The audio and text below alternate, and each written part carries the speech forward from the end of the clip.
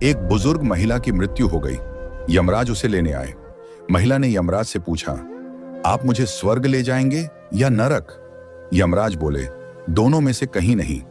तुमने इस जन्म में बहुत ही अच्छे कर्म किए हैं, इसलिए मैं तुम्हें सीधे प्रभु के धाम ले जा रहा हूं। बुजुर्ग महिला खुश हो गई और बोली, धन्यवाद, पर मेरी आपसे एक विनती है। मैंने यहां धरती पर सबसे स्वर्ग नरक के बारे में बहुत सुना है। मैं एक बार इन दोनों जगहों को देखना चाहती हूं।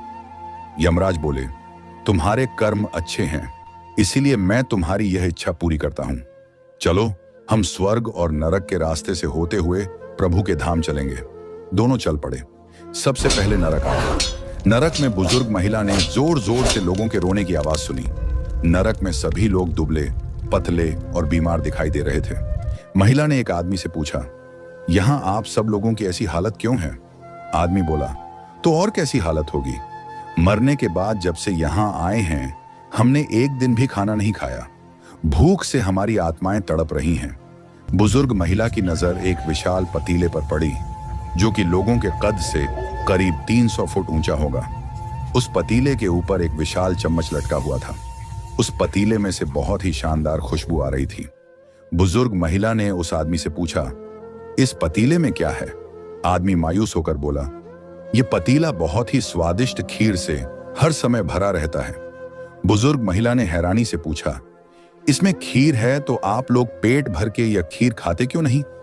भूख से क्यों तड़प रहे हैं? आदमी रो रो कर बोलने लगा, कैसे खाएं? यह पतीला 300 फीट ऊंचा है।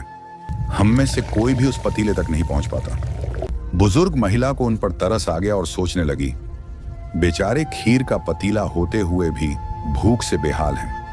शायद ईश्वर ने इन्हें यही दंड दिया होगा। यमराज बुजुर्ग महिला से बोले, चलो, हमें देर हो रही है। दोनों चल पड़े।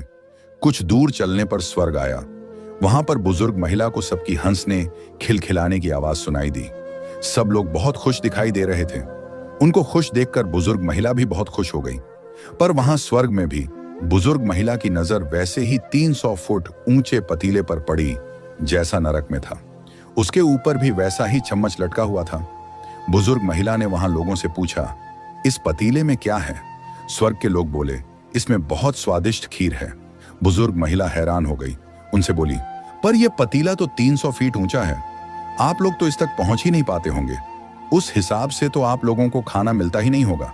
आप लोग भूख से बेहाल होंगे। पर मुझे तो आप सभी इतने खुश लग रहे हो, ऐसे कैसे? लोग बोले, हम तो सभी लोग इस पतीले में से पेट भर के खीर खाते हैं। महिला बोली, पर कैसे? पतीला तो बहुत ऊंचा है। लोग बोले, तो क्या हो गया? पतीला ऊंचा है तो यहां पर कितने सारे पेड़ हैं।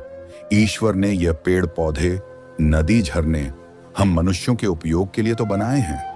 हमने इन पेड़ों की लकड़ी ली, उसको काटा, फिर लकड़ियों के टुकड़ों को जोड़कर विशाल सीढ़ी का निर्माण किया।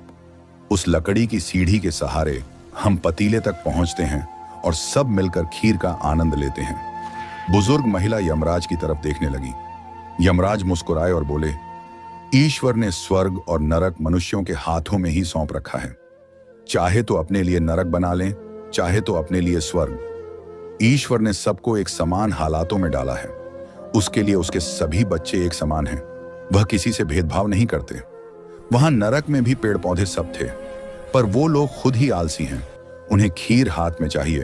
वो कोई कर्म नहीं करना चाहते, कोई मेहनत नहीं करना चाहता। इसीलिए सब भूख से बेहाल हैं। यही तो ईश्वर की बनाई इस दुनिया का नियम है। जो कर्म करेगा, मेहनत करेगा, उसी को मीठा फल खाने को मिलेगा। अर्थात स्वर्ग एवं नरक आपके हाथ में ही है। मेहनत करें, अच्छे कर्म करें और अपने जीवन को स्वर्ग बनाएं।